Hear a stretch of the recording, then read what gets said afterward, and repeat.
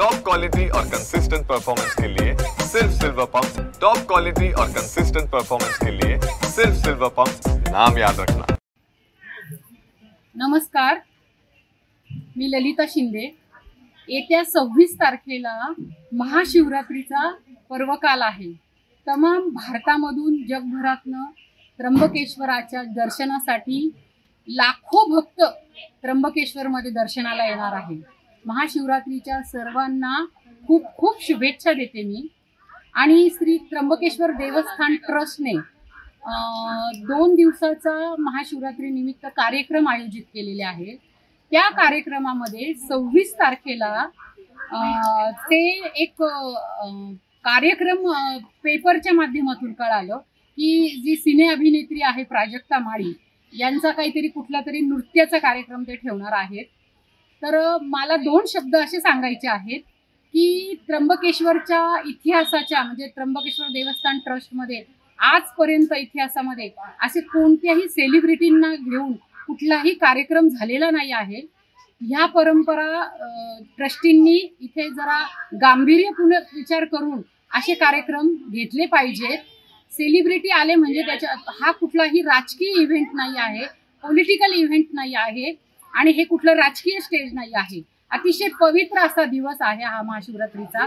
येथे धार्मिकच कार्यक्रम आयोजित झाले पाहिजे। जरी प्राजक्ता माळी तिथे शिव स्तुती करणार असेल तरी पण त्याचा एकदा पुनर्विचार झाला पाहिजे। कारण त्र्यंबकेश्वरच्या म्हणजे मी स्वतः माझी विश्वस्त आहे, शास्त्रीय नृत्य ठेवलं पाहिजे, कथक नृत्य ठेवलं पाहिजे, पण सेलिब्रिटींना आणून इथे एक वेगळाच पायंडा त्र्यंबकेश्वर देवस्थानने ट्रस्टने चालू केला आहे। ते इथे चुकीचं होत आहे, चुकीचं घडत आहे। त्यामुळे ह्याला हे लगेच याच्यात बदल झाला पाहिजे।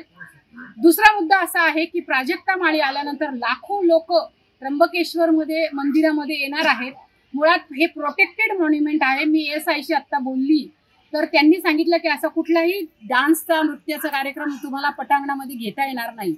त्यांच्या पत्राला तर देवस्थान कधी विचारच करत नाही, पण तरी पण मी माननीय SP साहेब नाशिक यांना सांगते आहे, जर का उद्या काही अनुचित प्रकार घडला गर्दीचा तर याची संपूर्ण जबाबदारी कायदा सुव्यवस्थेची आपण पोलीस प्रशासनावर राहणार आहे। याची गंभीरपणे दखल घ्यावी। एक तर मुळात त्र्यंबकेश्वराचे 2 दरवाजे हे देवस्थान ट्रस्ट बंद ठेवतं। त्या दिवशी जर गर्दी झाली तर त्याची सगळी जबाबदारी कोण निश्चित घेणार याचा आपण खुलासा करावा। मी आता पत्र देत आहे देवस्थानला। आणि दुसरा मुद्दा असा की ASIने पण यामध्ये लक्ष घालावं। उद्या जर भाविकांना जर काही घटना घडली तर ह्याची निश्चिती कोण करणार, तर या सगळ्या बाबींच्या लक्षात घ्याव्या। तसेच प्राजक्ता माळी ह्या स्त्रीला माझा विरोध नाही आहे, पण अशा सेलिब्रिटी आणून तुम्ही जे काही जे पवित्र असं सगळं शिवरात्रीचा दिवस आहे त्याच्यामध्ये आणून अशी तिथे गर्दी होणार आणि गर्दीचा वेगळ्या तिथे म्हणजे जर तिथे काही अनुचित प्रकार घडला तर त्र्यंबकेश्वर देवस्थान ट्रस्ट याची जबाबदारी उचलणार आहे का? त्यामुळे हा जो काही निर्णय झालेला आहे, ही जी काही नवीन परंपरा चालू झालेली आहे ती अत्यंत चुकीची आहे। त्याच्यामध्ये ताबडतोब बदल झाला पाहिजे आणि अशा कुठल्याही सेलिब्रिटी किंवा असं कोणीही पायंडा त्र्यंबकेश्वर देवस्थान ट्रस्टींनी चालू करू नये अशी माझी त्यांना विनंती आहे। कृपा करून या माझ्या सूचनेचा आपण गांभीर्यपूर्ण विचार करावा अशी मी विनंती करत आहे। ललिता शिंदे, माझी विश्वस्त, त्र्यंबकेश्वर देवस्थान। धन्यवाद।